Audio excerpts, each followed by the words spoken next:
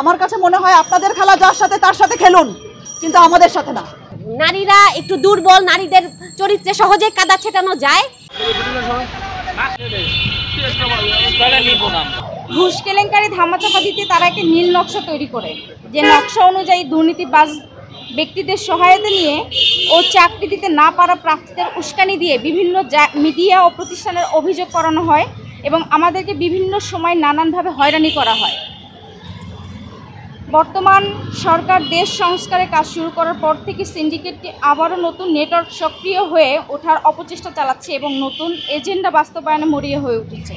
নতুন এজেন্ডা অনুযায়ী তারা বাংলাদেশ শিল্পকলা একাডেমিতে কর্মরত নারীদের বিরুদ্ধে হয়রানিমূলক অপপ্রচার চালানোর মাধ্যমে প্রতিষ্ঠানটি ভাবমূর্তিতে প্রশ্নবিদ্ধ করার ষড়যন্ত্র শুরু করে। তাদের পরিকল্পনা অনুযায়ী গত কয়েকদিনের দেশের জনপ্রিয় দুটি টেলিভিশন চ্যানেলে বাংলাদেশ শিল্পকলা একাডেমির কর্মরত নারী শিল্পী, কর্মকর্তা ও বরেণ্য সাংস্কৃতিক ব্যক্তিদের ছবি ব্যবহার করে মানহানিকর সংবাদ প্রচার করানো হয়েছে।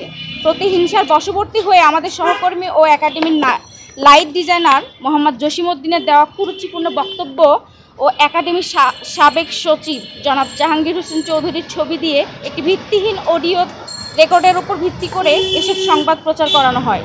হয়রানিমূলক এসব মিথ্যা সংবাদ প্রচারের পর থেকে আমরা পারিবারিক ও সামাজিকভাবে অনাকাঙ্ক্ষিত হেনস্থার শিকার হচ্ছি এবং কর্মস্থলে নিরাপত্তাহীনতায় ভুগছি।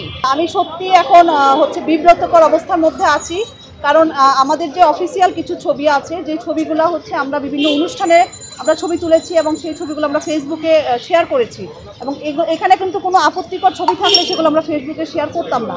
সেই ছবিগুলোকে ব্রাক করে, মানে সেই ছবিগুলোকে ইউজ করে তারা এত বাজে কুরুচিপূর্ণ বক্তব্য দিয়েছে এবং সেখানে বলেছে আমরা নারী কর্মকর্তারা মদের টেবিলে সেখানে নাকি গ্লাসে মদ ঢেলে দিই। এই ধরনের দুঃসাহস দেখানোর কর্মকর্তা শিল্পকলা একাডেমি চায় না।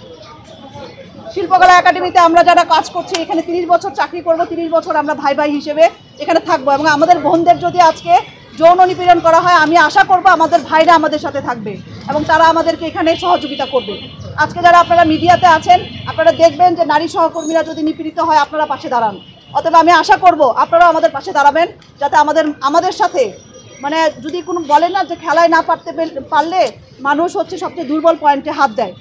আমার কাছে মনে হয় আপনাদের খেলা যার সাথে তার সাথে খেলুন, কিন্তু আমাদের সাথে না। যার সাথে খেলা দরকার আমাদের সাথে না। আজকে এখানে কে ডিজি হবে কে ডিজি হবে না সেটা আমরা জানি না। সেই ডিজি চলে গেছে।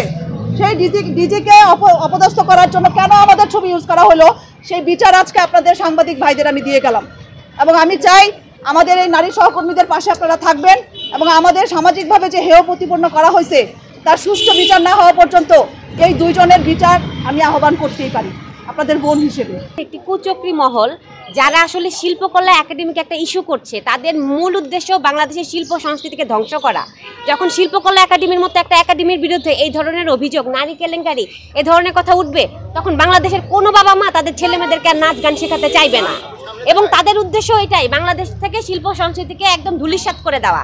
সেই উদ্দেশ্যে তার প্রথম স্টেপে ছিল শিল্পকলাকে আঘাত করা। যেহেতু শিল্পকলা আমরা জানি নারীরা একটু দুর্বল, নারীদের চরিত্রে সহজে কাদা ছেটানো যায়, এই ইস্যুটাকে তারা ব্যবহার করে বাংলাদেশের শিল্প সংস্কৃতিকে ধ্বংস করার জন্য নেমেছে। এখানে কারো কোনো ব্যক্তি স্বার্থকতা, এবং যারা বলছে তারা হয়তো নিজেরাও বুঝতেছে না যে তাদেরকে ইউজ করা হচ্ছে, তাদেরকে ইউজ করে বাংলাদেশের শিল্প সংস্কৃতিটাকে ধ্বংসের দিকে এগিয়ে নেওয়া যাওয়া হচ্ছে। সেজন্যই আমাদের শিল্পকলার বিরুদ্ধে এই ধরনের নিউজ করা হচ্ছে।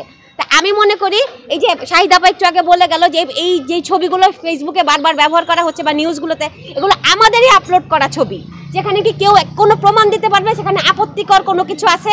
আমাদের সবাই জানে শিল্পকলা একাডেমিতে এশিয়ান আর্ট বিয়েনাল হয়, তখন অনেক ফরেনাররা আসে, বিদেশিরা আসে, তাদেরকে আমাদের নৈশভোজের আয়োজন করতে হয়। তখন আমরা সবাই শিল্পকলার প্রত্যেকটা মানুষ সেখানে উপস্থিত থাকে। সেখানকার ছবি কিভাবে ব্যবহার করে বলছে যে এগুলো সব আপত্তিকর ছবি? এটা তো হতেই পারে না। সরি